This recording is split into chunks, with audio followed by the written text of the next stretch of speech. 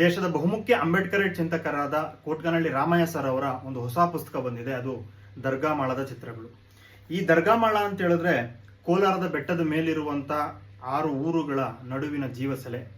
ಕಳೆದ 20 ವರ್ಷಗಳಿಂದ ಆ ಪರಿಸರದಲ್ಲಿ ಅಲ್ಲಿನ ಜನಗಳ ಜೊತೆ ಬೆರೆತು ಒಡನಾಡಿರುವಂತ ಹಲವು ಘಟನೆಗಳ ನೆನಪು ಈ 41 ಲೇಖನಗಳ ಜೊತೆಗೆ ಬೆರೆತು ಹೋಗಿವೆ.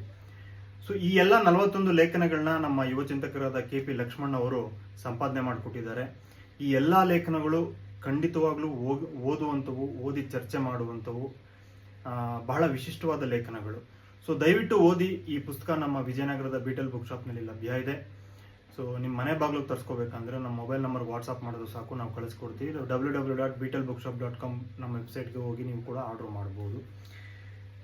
ಇದಕ್ಕೆ ಮುನ್ನುಡಿ ಬರೆದಿರುವಂಥ ಶ್ರೀಪದ್ ಭಟ್ ಅವರು ರಾಮಯ್ಯ ಸರ್ ಅವ್ರ ಬಗ್ಗೆ ಮತ್ತು ಇಲ್ಲಿನ ಲೇಖನಗಳ ಬಗ್ಗೆ ಬಹಳ ವಿಶೇಷವಾಗಿ ಒಂದಷ್ಟು ಪರಿಚಯ ಮಾಡಿಕೊಟ್ಟಿದ್ದಾರೆ. ಇದನ್ನು ನೀವು ತಪ್ಪದೇ ಓದಬೇಕು ಅಂತ ಕೇಳ್ಕೊತ ಈ ಪರಿಚಯದ ವಿಡಿಯೋನ ನಾನು ಮುಗಿಸ್ತಾ ಇದ್ದೀನಿ.